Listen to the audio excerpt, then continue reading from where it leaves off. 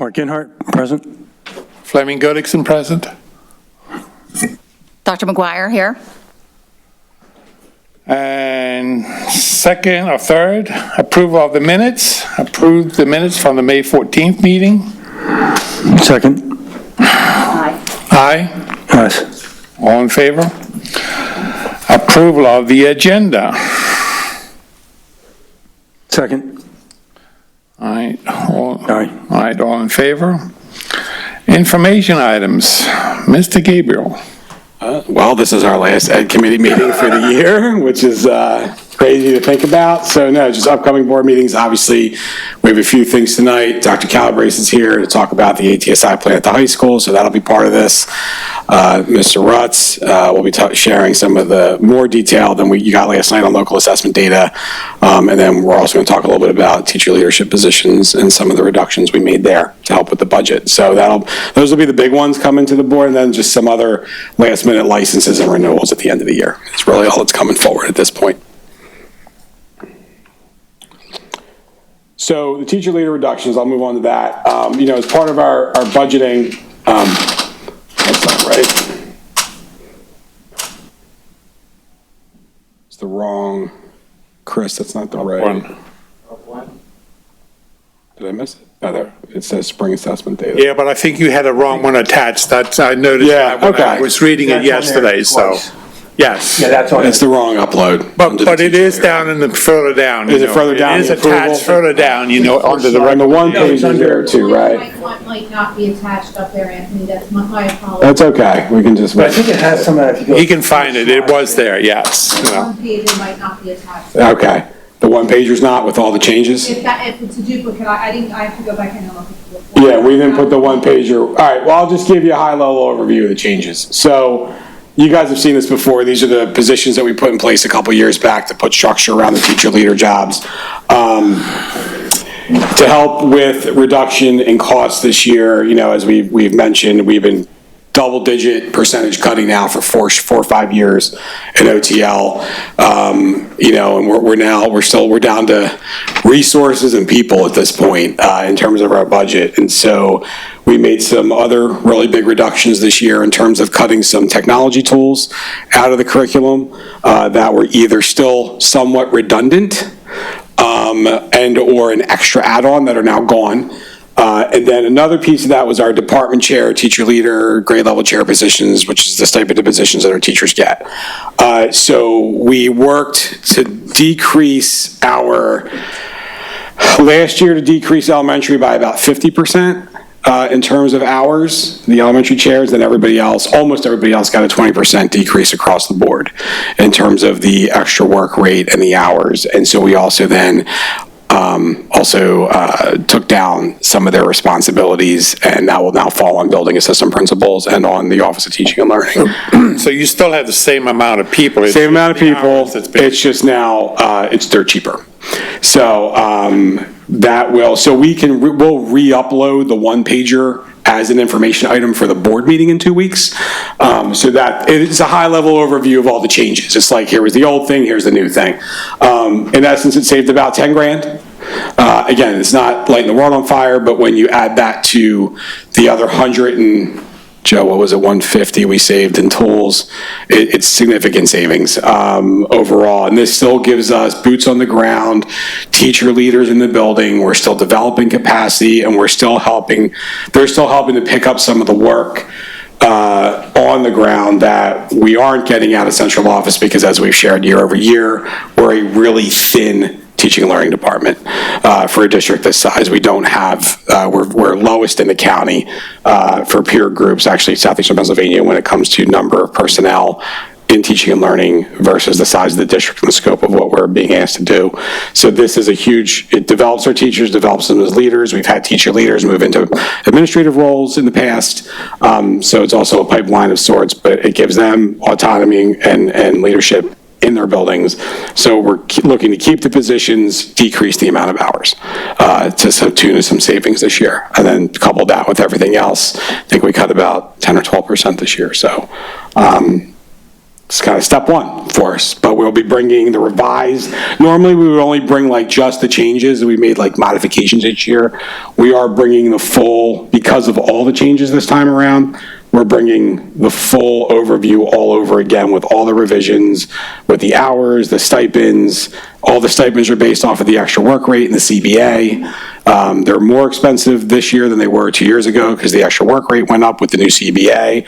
But because we've been cutting the positions over the years, the numbers, and we've been dialing back the hours, this is still a lot less compared to 2 years ago in terms of what it costs. So that's there, and then Chris, are the people there too, or are they a separate? They're in a list somewhere. They're somewhere else, right? I saw that list too. Yeah, they're also the list of candidates, right? We have a couple more we're going to fill before the final meeting. There's a few vacant. There's a few vacancies. We got 2 more names this week, so we'll get those in before the end of the month. And we typically get almost everyone done in June, and then if there's a couple stragglers, we'll do them in August. With the turnover at Willowdale, we're going to probably wait to fill some of those until a new principal gets in and meets their staff. What is the process of filling those positions? How are your criteria? We reach out, so we use the job overviews, right? An email from either the principal or the department area supervisor, depending on which job it is, goes out to everyone that's eligible. We say, here's the overview, are you interested? If one person is interested, we do a quick conversation and we say, great, you're on board. If more than one are interested, then we do interviews. Either the building principal or in conjunction with the central office overview lead person, and then we make a decision from there. Questions on that? Again, the overall cost of this has gone down over the years because we have eliminated positions, and even with the increase, and we've done a big decrease in hours this year. But we're still getting the support we need at the ground level and developing our teachers. So. I just want to say thanks for that. I can't imagine it can't be easy to make cuts and still be able to have the people to get the results we're getting. So we have to try to maintain some integrity of what. Yeah, and the teachers were great. Like, we sent out an email saying, hey, listen, the reality of where we are financially right now. We are going to do reductions across the board, but because of that, we're also going to take off some responsibility, which will then fall to principals, assistant principals, and some of us up in central office. So they were great. Some of those candidates from before as well? They come back? Yeah, nobody pulled out. Based off of nobody after the email, we didn't have any no's. Look, I think we've had a lot of people doing these positions for quite some time. They're really good at it. They have a good not hold on, but like a good beat on their grade level, their department. They're respected. They're into the routines. They have a great relationship with the principals, with central office folks they work with. We're still have some holes to fill. But we're still in a good spot with the supports we need and helping to continue to develop our teachers. Okay. Move on. Come on up.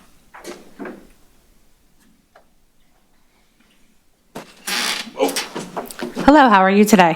Good, how you doing? Good. I'm Dr. Sarah Calabrese. I'm the 10th grade principal at William Tennant. I'm here on behalf of our entire administrative team and Dr. Kara Kappa.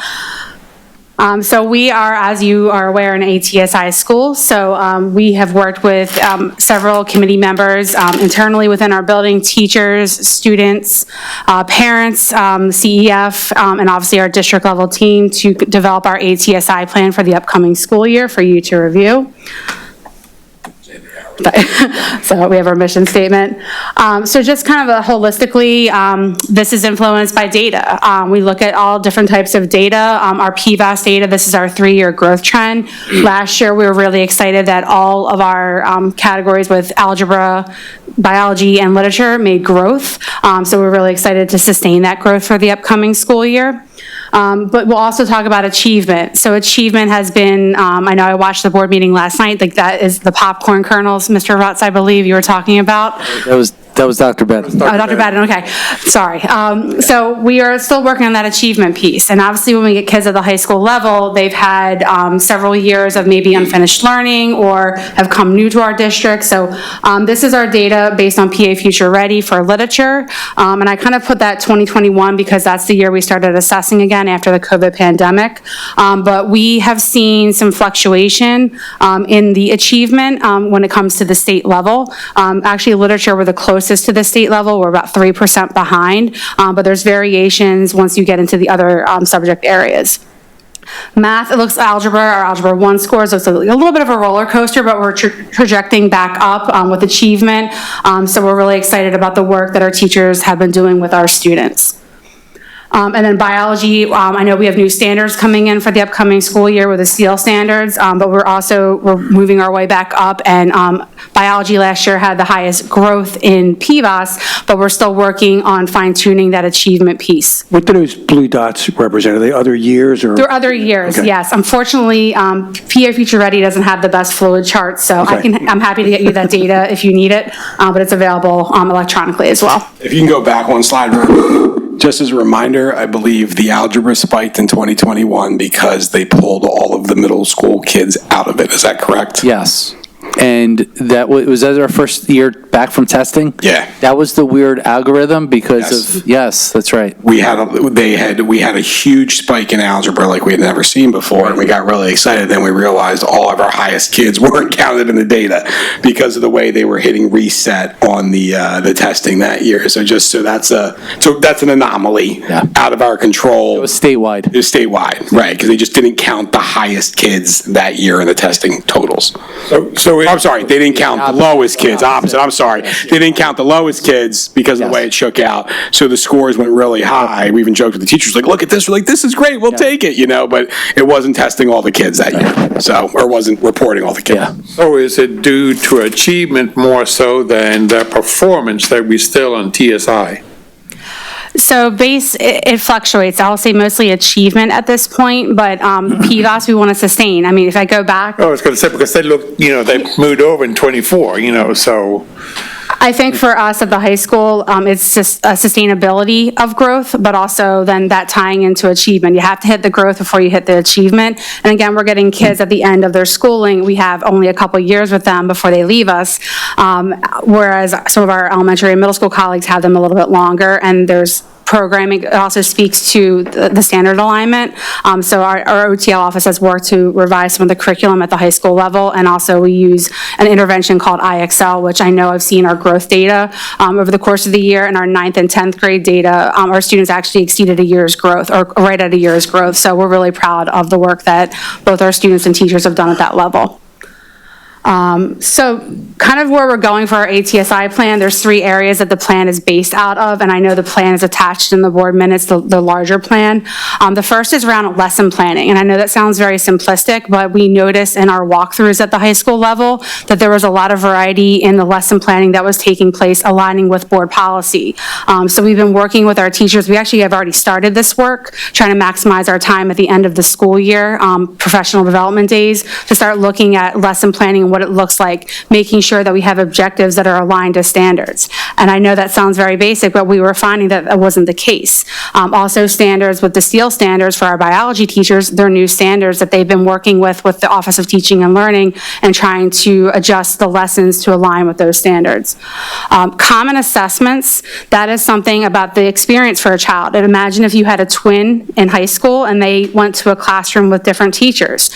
We found that the way that our teachers are assessing, although we do have assessments, they varied in the pacing and the quality. So we actually piloted this with our biology teachers, Dr. Karakap and the biology team this spring, and they started developing common assessments around particular units. They started with genetics, for example. Teachers got that data, and we use Mastery Connect to look and analyze the data, which is going to influence how we teach our students. And that's the third part, is the data analysis. How do we look at data holistically as a school? And at the high school level, how do we make changes to how we teach? elementary teachers and middle school teachers in our district are phenomenal at making these adjustments, but as a former high school teacher, this wasn't a comfort level for a lot of high school teachers. So we're trying to get our teachers more comfortable with looking at the data, and then how do you teach differently your next lesson? Are you doing small group instruction? And some of our teachers do this. I want to be clear, they do a phenomenal job, but just getting more folks doing it and more comfortable with using that data, especially when it aligns to grade level standards. So the plan itself, again, the lesson planning, just having consistency, looking at those alignment, your objective, your assessment in a lesson should align with that overall goal. If it doesn't, then the lesson's kind of faulted. So we've been working with our teachers and just looking at that alignment and also making sure that they have a way to assess students at the end of the lesson. I'm not going to read all the slides to you because I think you're grown professionals that can read, but there's a lot of benefits, obviously, for students and the impact on instruction. And there's research that supports this. Hattie will talk about the impact of a teacher. That is a major impact on teaching and learning, and assessing students and having that data to inform how they plan is really critical. And we want to push this through our departments as they meet in professional learning communities. Additionally, Marzana will talk about research about having goals for a lesson. If we just get up there and say, we're doing this today, well, what's the purpose behind this? Students do well when they know what's expected of them. It's a predictable procedure. It's something that is a best practice for all teachers to utilize within a classroom. Common assessments, again, should align with state standards. They should be grade level appropriate, and they should have some sort of administration schedule. So we've been working with our teachers on developing an ongoing cycle of assessment. It looks a little bit different depending on the department. We've given our teachers some autonomy based on if they teach art, this may look a little bit different because it's project-based versus something that might be an algebra or geometry course. And again, we want to promote the opportunities for regular check-ins. We don't want to wait until the end of the school year when we look at data on our keystones, when we get it in the summertime, and say, well, where could we have done something a little bit different? And this is a good way for us to see that grade level content, how our students are doing. And some of these have been embedded. We had Springboard, for example, and there's embedded assessments within writing in there. But we were just providing more opportunities for our teachers to meet and collaborate about what that looks like, and then ultimately the data that they collect around how students perform. This was actually developed by one of our teachers in the building, so I'm really excited to shout them out. Thank you, Cindy Dale. And she helped to work our common assessment cycle within the building. And this is something that we plan to roll out to our teachers in the fall when we meet with them. And again, research, Marzano, again, we'll talk about the whole idea of making things relevant, having impact, and adjusting instruction based on how students perform. Our biology teachers, for example, got an opportunity to see, okay, these students did really well here. These students didn't do well here. How can I reteach this? Maybe it's a different lesson, a strategy. Maybe I meet with them in a small group. They were really excited about getting the data about their students, so we were really excited to have that opportunity with them. And again, some additional research. I'll also add in our SEAL component. Students want to perform and do well, and that ties into our SEAL practices. So we really want to push engagement within motivation at the high school level, because sometimes it dips when kids get to the high school level. And last but not least, the data analysis. So looking at the data, having a system for looking at the data, having some sort of consistent language that we're using, looking for potential achievement gaps and trends in student data, how we can best utilize. We've talked about teachers even flipping small groups, like, hey, your classroom's down the hallway, let me flip your class with my class and maybe do some intentional small group instruction. And again, monitoring our students and having a system for that at the high school level. And again, thank you, Cindy Dale, for this. This is the cycle which we've rolled out to our teachers, talking about how we make observations, how we adjust instruction. And this really was really powerful to watch with our team this spring to see how they were adjusting and sharing plans with each other. And again, last but not least, Driven by Data, amazing book by Bambrick, talks about how we differentiate to our students. We also added some AI features in there as well. We promote that with our teachers, but just how do we meet the different needs with students within our classroom, regardless of their classification. And then again, some additional research. So there are the three components we're looking for. Are there any questions that you may have about our plan? Well, the question is, we send this plan to the state, right? Correct, yes. What terms of feedback do we get from the state then, other than, I know we do the Keystones? So as of now, we haven't received any feedback. We work with our IU liaison. We haven't received any constructive feedback that could be adjusted for this year. Mr. Rutz, did you have something? I was just going to say, for the sake of the discussion, I don't want to muddy the waters, but my recollection is that a lot of the process has been wonky because of many reasons, but the first, and Anthony, please correct me if I'm wrong, the first ATI year, scratch that. ATI is based on 3 years of data. Let me jump in on this. You got it. All right, so there's 3 designations that the state gives a district. TSI, Targeted Support and Improvement, that's like a warning shot. ATSI, Additional Targeted Support and Improvement, that says, okay, now you have to do a plan. And then there's what's called CSI, which you don't want to be on. That's called Comprehensive State Improvement. That's when the state says, you don't have autonomy anymore on what to do. We tell you what to do to fix things. The high school is not a Title I school, so it's not eligible to be Comprehensive State Support and Improvement. It won't be a CSI school, right? Since 2019-20, that was the first year that tenant got designated for ATSI. That was based off of data from 2016 to 2018, to 2 years worth of data, to Mr. Rutz's point. To give the high school credit, our initial designation, which was for 4 years, because this is our 5th year of designation, was our student group that we were designated for was underperformance for our students with disabilities. That's no longer the group. So the good news is the high school did enough to move our students with disabilities out of that. But now it's our economically disadvantaged Hispanic and 2 or more race students that are missing the mark. But if you look at the elementary and middle schools, this makes sense. Because back in 2019, Klinger and McDonald and Willowdale were just TSI. They were just warning shots. Like, hey, get your act together for, guess what? Economically disadvantaged kids, English language learners, and Hispanic students. So the students in the buildings that were warning shot, do better by these kids, it was only a one year concern, have now at this point matriculated up into the high school.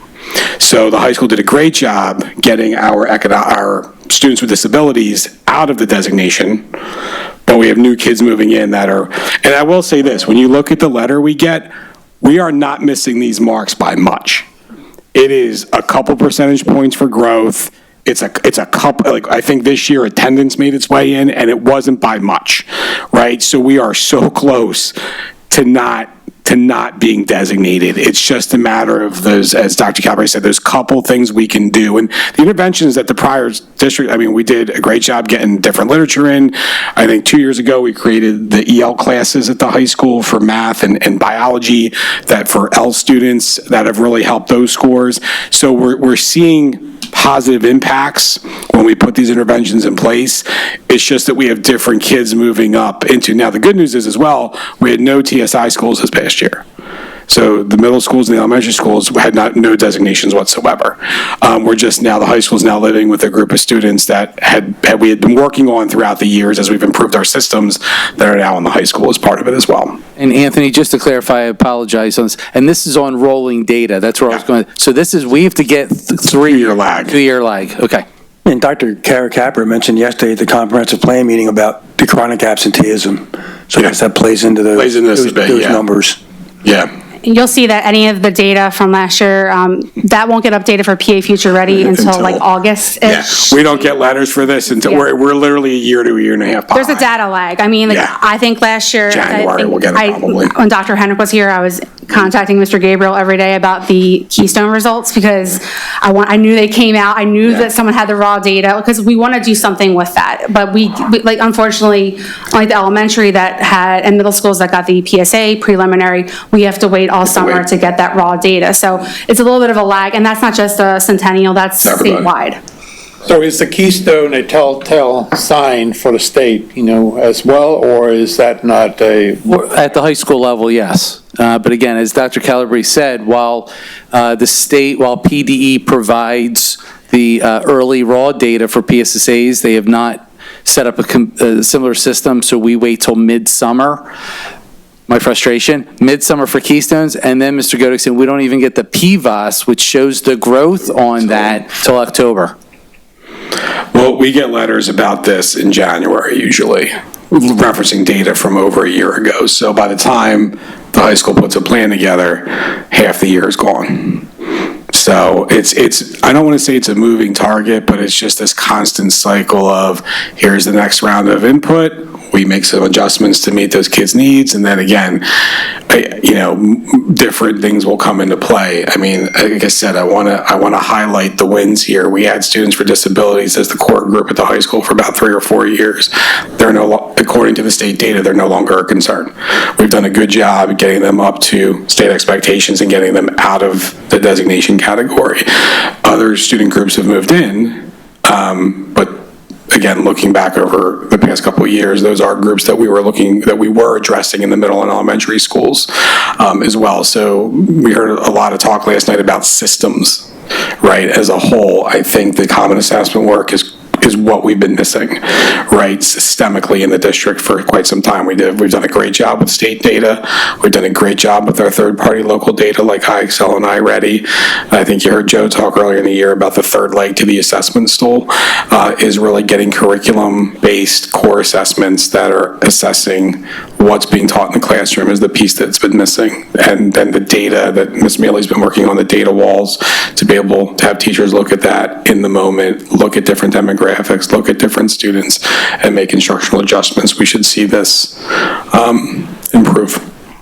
I would also assume, since we are seeing all these impressive results, with our elementary, middle schools, that it eventually will trickle up to the high school. Is that part of COVID too, right there, where they weren't in school and? No, this happened, this was 2016, 17, 18. That was before. So that was before COVID. The first designation was the fall of 19 pre-COVID. So that, now, COVID didn't help, right? When you're talking about the Yeah. roller coaster at 2021, and we were just that was part of COVID and coming back. So, what was it, math and biology, they're like coming back up. Yeah. So right before that was, they weren't in school. They also And have inconsistent Tier 1 programming, this group of students. Right. This is a reflection of your Tier 1 programming back in 2016, 2018, 2019. And Anthony, you had mentioned the effect that the pandemic had. It also affected the cycle because there was no testing for There was no testing got for you. paused. Everything got pushed back. It depended when you took the course, if you took algebra, when you took it, they grandfathered some students out of it. I know that from my old district. Also for Keystones, the data is not banked until the 11th grade year. Yeah. So that's another challenge. So we could have 9th graders performing, I'm hoping I'm getting those results, and in, August, I'm celebrating with everyone. But we don't get that data banked until their 11th grade year, which is interesting. That's a state designation. Maura, thank you for that reminder. If you remember, back in 2019, we had 4 straight years of 4 different elementary math programs going on, and we had non-aligned English programs, 3 different ones in the 3 elementary schools. We still have students in middle and high school that we've been trying to play catch up on, which is why the iReady data has been so good and helpful with MTSS, because we had a lot of kids that didn't have the solid foundation that they're getting now, that they've been getting for the past few years. So the high school is still feeling, and the upper middle school is still feeling the results of certain kids that we're still trying to mediate those learning gaps because we had unaligned and different curricula and inconsistent curricula across K-8. And this is where our coaches are helping. Coaches, specialists, Coaches and specialists. yeah. And everything is the same, aligned all the way through and stuff, but I thank you. Yeah. Appreciate it. I have one question. So when I saw the one slide that said the assessments are getting aligned now. So they're aligned with what the state's looking for, and we're on this improvement program. It took me back to when I was a parent, have kids in school, and not knowing a lot of this terminology because I'm not an educator. But I remember thinking, oh, they're aligned to the state, and you have to do better because you're teaching to the test. So does our in-house data give a fuller picture than what for the aligned standard? Yeah, what we eventually want to do, what Mr. Gabriel's talking about, is that third leg of the stool, which are curriculum-based assessments, which we're working on now, that Mastery Connect that Dr. Calabrese spoke about. We know there's correlation. We know there's correlation between how students are doing the IXL assessments and the iReady assessments. So we have that correlation. It doesn't tell the full picture because iReady and IXL don't have a writing component, right? But what we know is their standards aligned. They're aligned to PA Common Core standards. So how things go on those third-party assessments is usually reflective of how they're doing on the PSSAs and Keystones, and that's what we've seen. For 4 years now, we've seen growth, and as that growth gets banked, if you will, as they matriculate through the system, as I was mentioning last night, that achievement starts to pop because that growth just builds on top of each other. What you don't want to see, and I think we've moved away from as a district, if I can editorialize for a moment, is a wide gap between how our students are doing on either curriculum assessments or iReady and IXL and how they're doing on state assessments. When you have that wide gap, I've got a student, I've got a son or daughter who's just crushing it in school and then not doing well on the state assessment, you got a problem programmatically. That gap is closed because we're using evidence-based research and instructional practices so that I can sit and talk to the three of you or the whole board sometimes and say, hey, how we're kind of doing. I could have kind of predicted how the PSSA was going to turn out this year based on what iReady looked like. Because when you have 137% growth on the iReady reading, that's going to be reflected on the PSSAs because there's some correlation there. So is this growth shared with the state, or is that just kept locally? On iReady and IXL is just local, although we do plug it in now to EVAS so that we can align all of our assessments, state or local, to make sure that it's kind of a check. I think to what Mr. Ginhardt's asking is that it's a check and balance to make sure what's happening for several data points confirms what we're doing is doing well. Thank you. Yeah, and I want to apologize if that came off the wrong. It's a great question. It's a wonderful question. No, and I think we're not teaching to the test. I think what I heard you say is we're teaching the standard. We're teaching the standards. Yes. Right, and if the standards are the anchor. Right. No. No, not at all. Not at all. The standards are the anchor.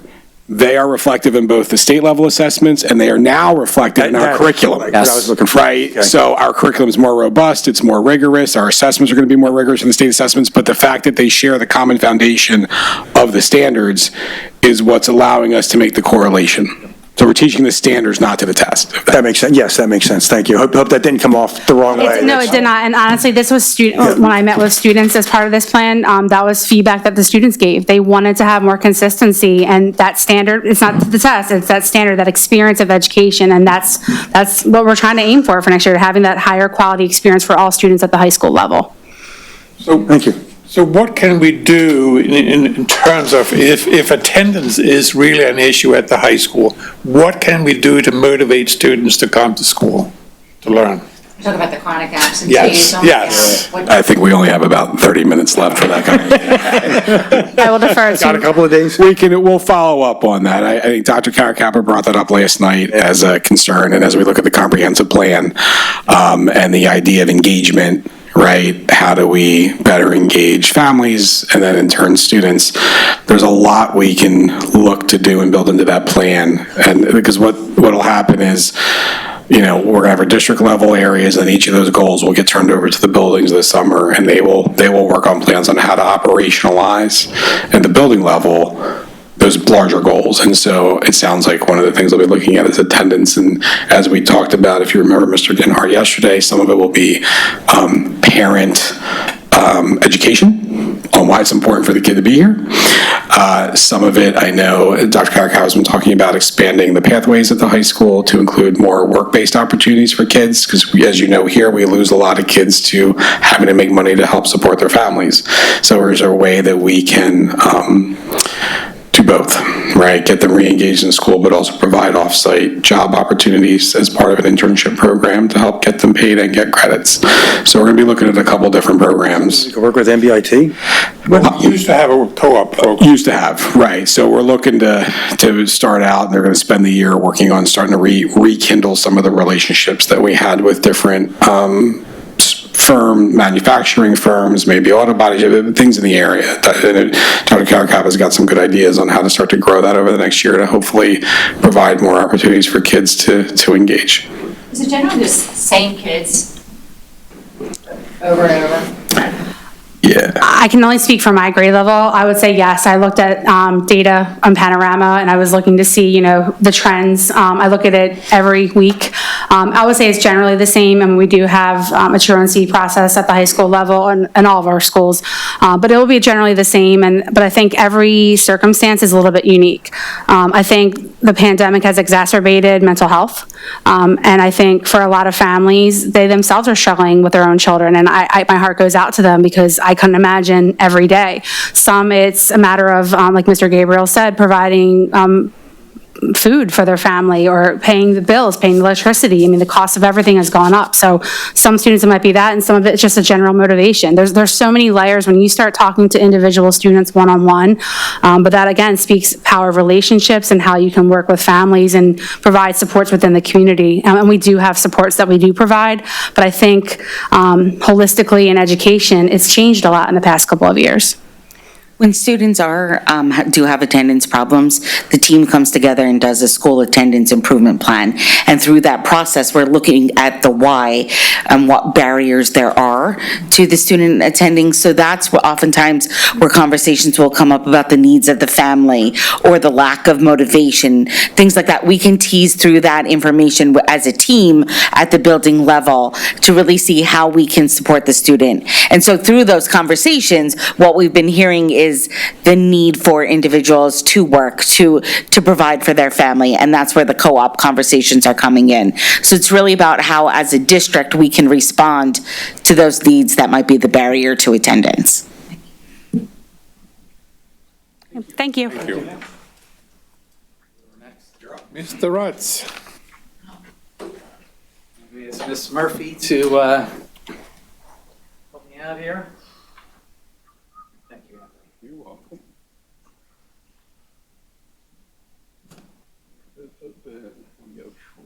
And you can just use the arrows to move it. Okay. Will I not see this on this screen yet? No. Okay, no worries. Thanks, good to see everybody again. I will turn over to Ms. Murphy in a moment. She's going to review some of our climate and culture feedback, and then I'm going to talk about our data for this year, go a little bit of a deeper dive and make that connection between the two. We've been through this, again, our objectives and building blocks. You've seen this multiple times. I'm not going to read at you on this. And our norms and expectations given time. Ms. Murphy, let me turn it over to you. Hello, thank you. I do want to, Mr. Ginhart, you talked about yesterday about with expanding PBIS to 12th grade, and I believe like Dr. Calabrese also hit on that they are linking in SEL, but the main focus is connected to what her presentation was. So I just wanted to link that up for you, and it also connects into our overall climate and culture, because growth is dependent upon if students feel safe and welcomed and have a sense of belonging. So the color scheme is fall 2023 is that like orange color, fall 2024 is the blue, and spring 2025 is that, I like to call it the centennial red. It's not connected, the colors are not connected to an inference for you to say like, oh, orange means this, it's just to show the year over year time. One of the biggest things that stands, well, is there anything that's really major that stands out for you as you look at this? Well, it's sad to see that, and I think that's a big part of the attendance issue. If they don't belong and don't want to belong, this is affecting. The numbers are midline and staying flat. At the high school, you don't see it over in elementary schools. You definitely see the discrepancy between Yes. grades 3 to 5 Yeah. and 6 to 12. We cannot disaggregate it out between 6, 7, and 8, and then grades 9 to 12. So it will be interesting to see like how much of that is actually the high school. But the students at the middle school are moving up to the high school, and the idea is that we're clumping them together as secondary. So that is something that really resonates with us as we're looking at this data, the differences between 6 to 12 and 3 to 5. Because it looks like, I mean, my assumption, what do I know, but, I mean, kids grades 3 to 5, they're happy to be in school, they love it, but 6 to 12 is when they're really becoming more aware. So I think those numbers are more indicative, and the number that in fact, they're kind of low and staying flat. And when we look at the data overall, I also want you to keep this in mind, that the true MTSS really started formally in Centennial with our second grade kids. So if you're thinking about the end goal with what Dr. Calabrese was sharing for high school, and we're thinking about where we're at for that second grade cohort that's always moving up, the goal is always, if we know better, we do better. So in looking at this, it will be the Climate and Culture think tank and understanding the brain science with Julia Skolnick, linking it all together so that we can be able to get the grades in 6 to 12 to have that sense of belonging. We are looking at changing the vocabulary based upon student feedback with certain words because they're very broad. So students looked at the questions, gave us feedback. So this is comparing apples to apples. All the questions stayed the same. Next year, we're looking to refine those questions to make them more user appropriate rather than being generic to what the survey is. What is interesting, when you look at these numbers, either elementary or secondary, there hasn't been any movement in any direction, from 23 to now. Which goes into, we're in our second year of Character Strong. We are we've been doing SEAL, and SEAL happens one time a week. And it's great that fits in, and that would be like the social-emotional connection, the sense of belonging. Based upon the feedback, middle school is looking to make that live a little differently, and they're working with Althea on that. But in using these numbers, it could be a positive that we're staying consistent, especially for grades 3 to 5, but also it could be like, I want to see that range of like 5%. I can see the range of give or take plus or minus 5. But when I look at engagement, I also want to look at those questions for what engagement is, and that's what the work of the Climate and Culture think tank can do as well. So this is just overall, Dr. Bedden always says this at board meetings, that we don't just give the surveys, that we use the surveys to be able to make changes. And this is, the data was also shared out with schools. I know Sarah actually reached out to me. She's like, when is this coming? How soon can you get us this information? Because they want it so that they can, schools want it so they can share it out so they can get feedback. This also is really exciting. It is color-coded, so I have fall 2023 comparing to spring 2025, and those colors are the same, but you have the green indicates a plus from fall 2023, and that's really when Cassie started. I think she started in January 2023, possibly, or January 2022, and fall 2023 is when the survey started, just to see the green and how much the increase from the fall 2023 to spring 2025 is. And I as a district admin, really appreciate and value the feedback from staff, because I also want to make sure like that has increased from the teacher perspective and the staff perspective over time. That was one of the biggest takeaways as a new employee to Centennial, that I heard a lot from feedback. Like, they want to see district central office admin in buildings and being part of the process rather than telling them how to do the process. And also thinking of the professional learning. I know this is right here, like negative 16 points, but that speaks to the work that we're doing as from the student services perspective to support paraprofessionals.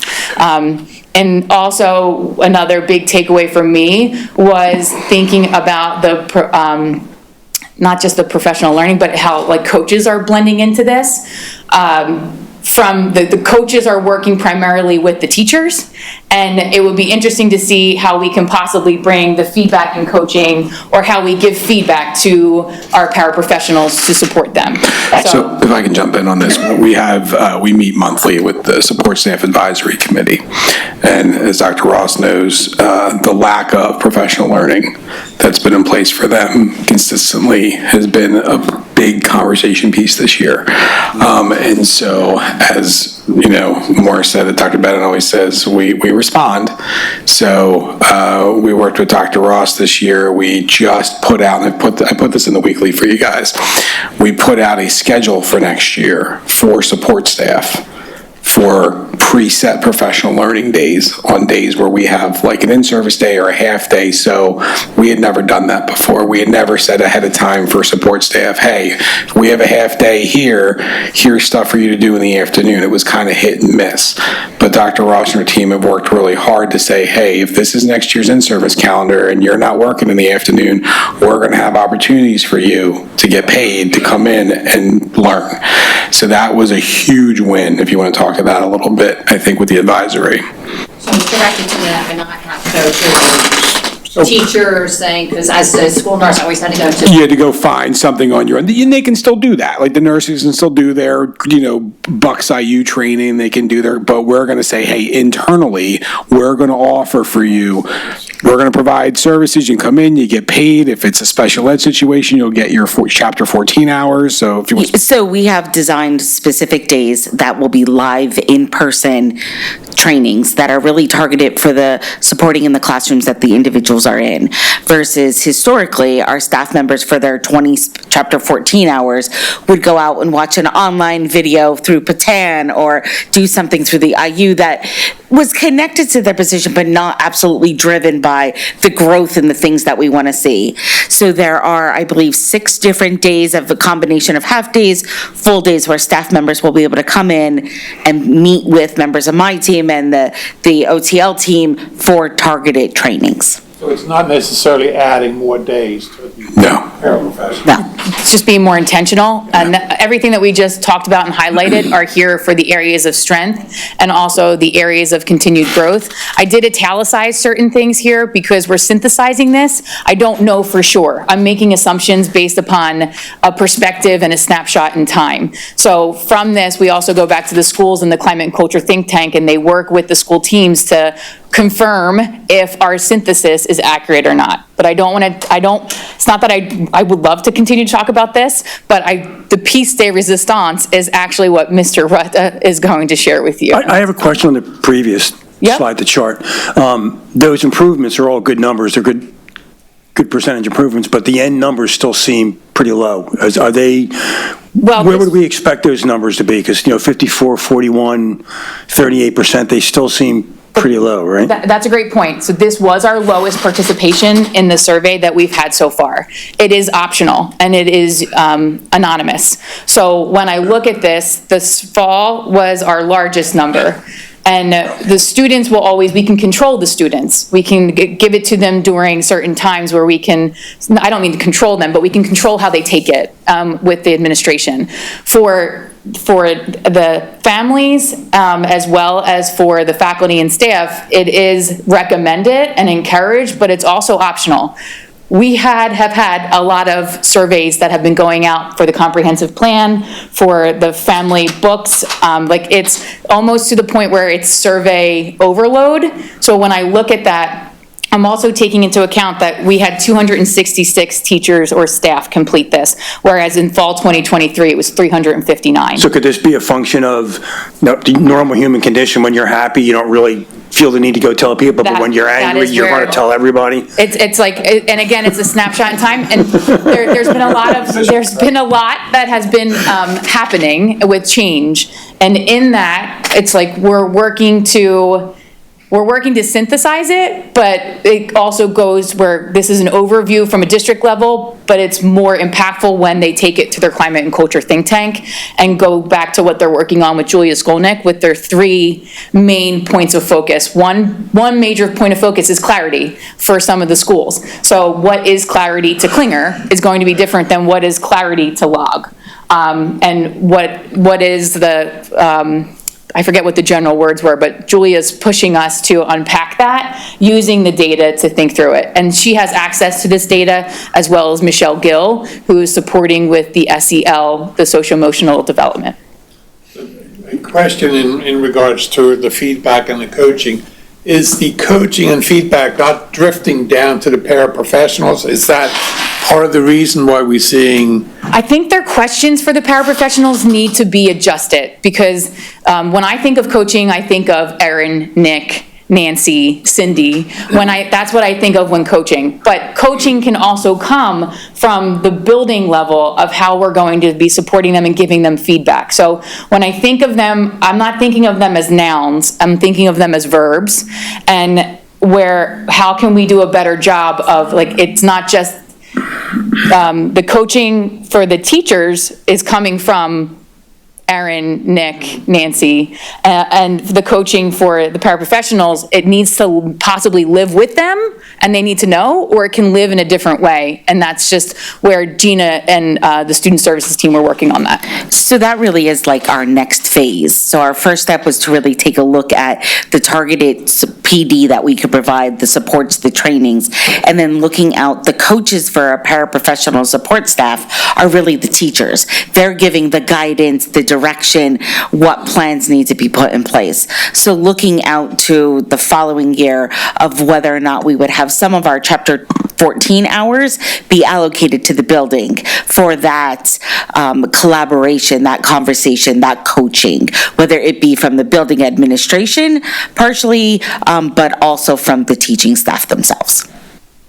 Thank you, Dr. Ross. And this slide here just highlights a couple points that Ms. Murphy added in about evidence. Research finds these things about these connections between positive school climates and student growth and achievement. So again, I'm not going to read this at you because I know we want to get to the data. Some of this you saw last night, but I'll break it down a little bit more specifically. This is the DIBELS data that I referenced last night.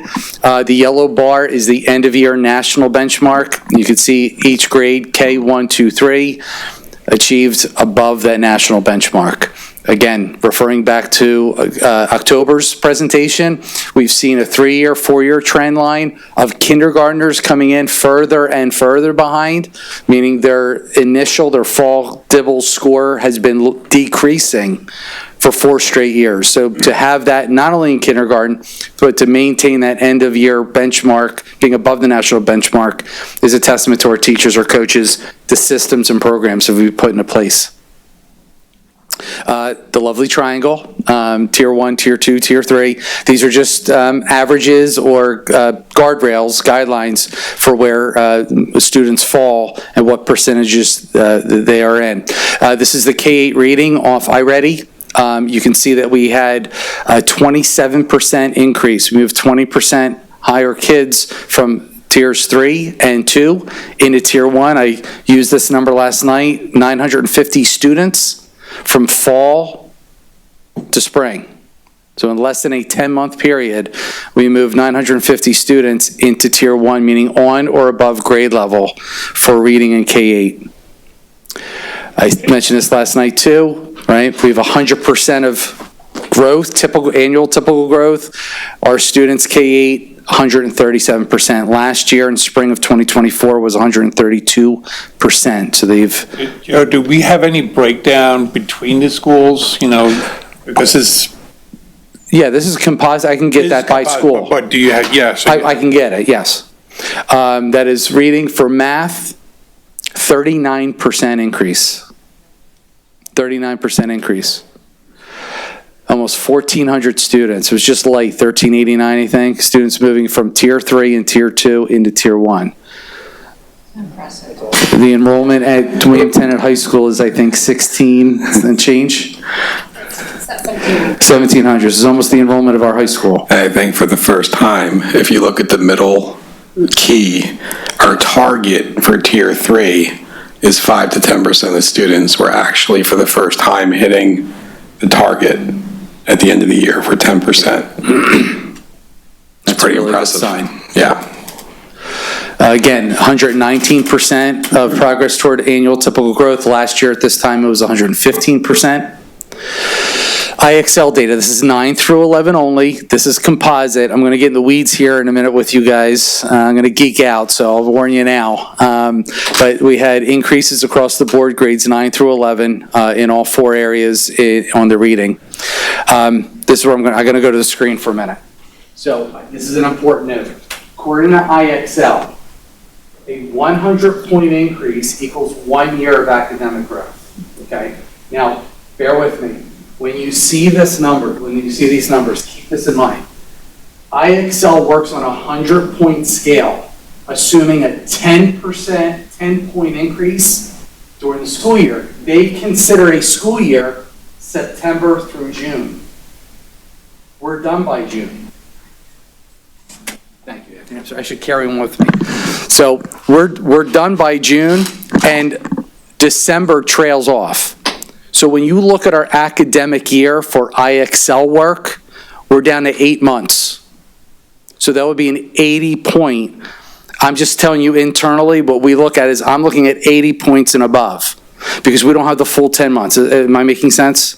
Mm-hmm. Okay, but we still have a 100-point increase. I just want to put that note there that within the IXL platform, a 100-point increase equals 1 full year of academic growth. So even with a score of, say, if my benchmark is 80 points, because we have this for 10 months, 8 months at 10 points a year, we're still above that in several areas.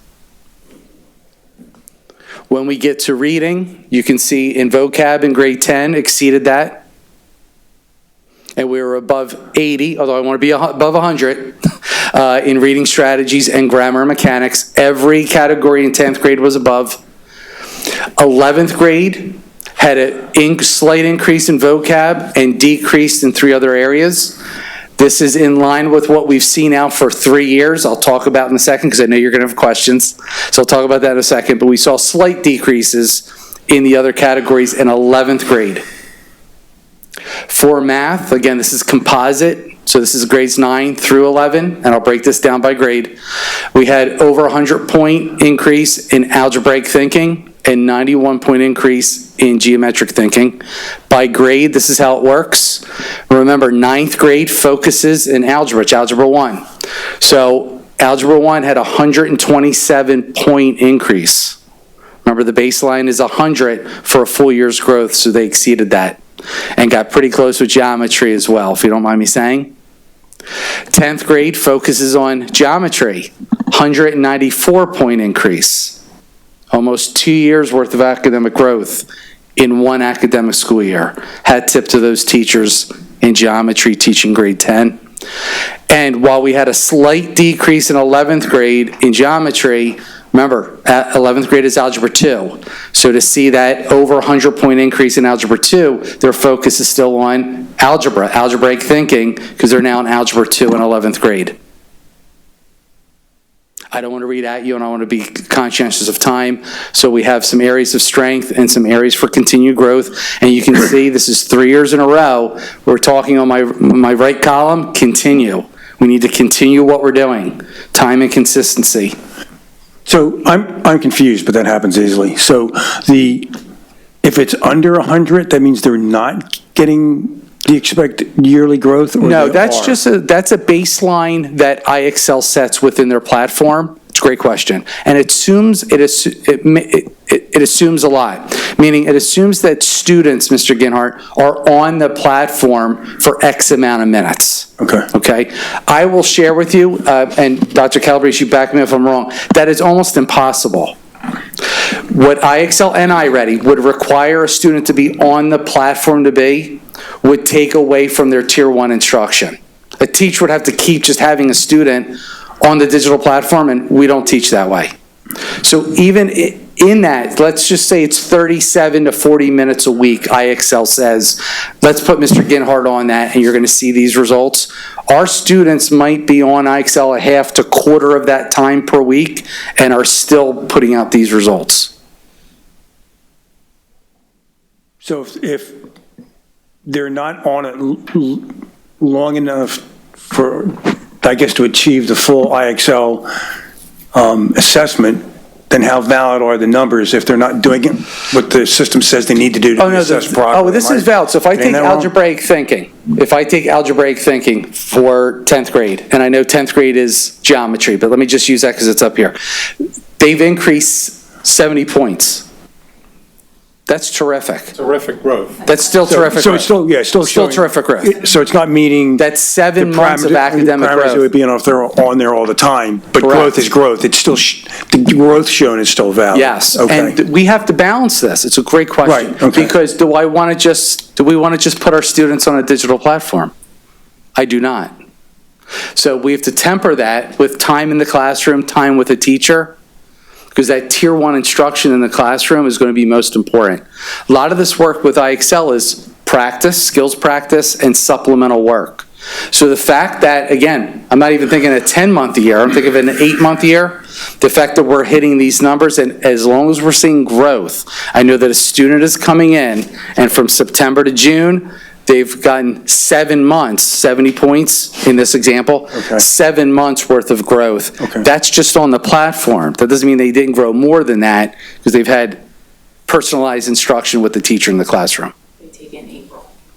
And they do, that's a great point. They take at the high school, they take the IXL in April. They're leaving 8 weeks of instruction on the table. It's a great point. So since you moved to 11th grade there. Yes. Go back to that. Yep. We see some small decreases here. Yes. Do we have any comparison to look at what those 10th graders did a year ago to see if there's maybe a correlation to why 11th grade was not doing as well? There are several factors, as there are with everything. I believe the main correlation is that after 10th grade is the last keystone year, engagement drops off. Also the course sequence, because 11th grade, they Thank you. they take a semester-based literature course, whereas in 9th and 10th grade, it goes the entire school year. We're capturing kids after 10th, 11th on, Mr. Godekson, who are playing whack-a-mole a little bit with half-year electives here and there. So they don't have a full year of this, that, or the other. So we have made a decision going forward that we're going to keep IXL simply through the PSSA and Keystone grades 3 through 10. The non-testable grades, meaning 11 and 12, and the earliest grades that are not tested, we're not getting the efficacy of the platform with those students. And we have other tools already in the bullpen for that. Mr. Gabriel? Part of our budget reduction as well. Just going to ask that. Too soon. Thank you. Let me just get to the end here. Just a couple notes again. I'm not going to read at you, but we've talked about this, the reasons why we're seeing the sustained student growth, and now we're starting to see achievement. And Mr. Ginhart, I was very grateful that you mentioned last night the people as well that put all this together. That's what it's all about. That budget reduction did not go over well with teachers in K to take. Oh, I'm sure. At all, yeah. So I just want to advocate for them that, because they're sharing their, yeah. Not much of a choice. Yeah, we said, yeah, they understand. Sorry, any questions? Good. Unless somebody wants to send us money. All right. Thank you. I read that, the other day when you posted it, and I was really impressed with it. Thank you so much. Thank you, ladies. All right, let's move it on. Good job. That wasn't the one that I sent her. I'll talk to you. She had the wrong. All right, you guys ready? Moving on to number 7. If you have any questions. The only question I saw on the book order, that's 2 orders that look like they're the same order, but at 2 different prices. For both middle For schools. which book? For the middle schools. That could just be from, that's the Reading Olympics list. It could be is it 2 middle schools? Yeah. It could be one's Follett probably, and one might be ordering from Bound to Stay Bound. It could be the. No, they're on the same page. Oh, really? But they're, I think it was spelled. Okay. I haven't. Oh, I think. All right, we can look into that. I think one was paperback and one was hardback. Yeah. Oh, it could be that. I Thank you, think Mr. that's Gunnar. It what could be it was. that. We can Yeah. review that, but those are all just the Reading Olympics titles for next year. And I just want to say, since we're on books, again, whoever picked these books, the ones on Anne Frank, the Holocaust history, Bletchley Park, fantastic choices. Good titles. They really are. And since I mentioned Bletchley Park, if we don't have any books to tell the story of Alan Turing, we should.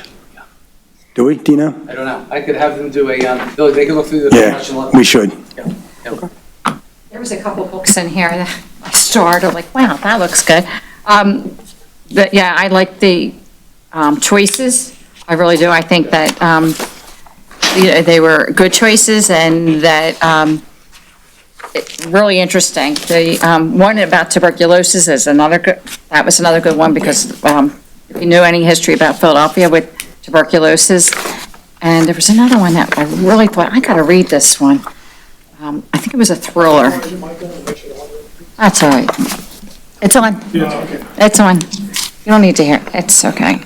But thank you for these choices and, yeah, very interesting,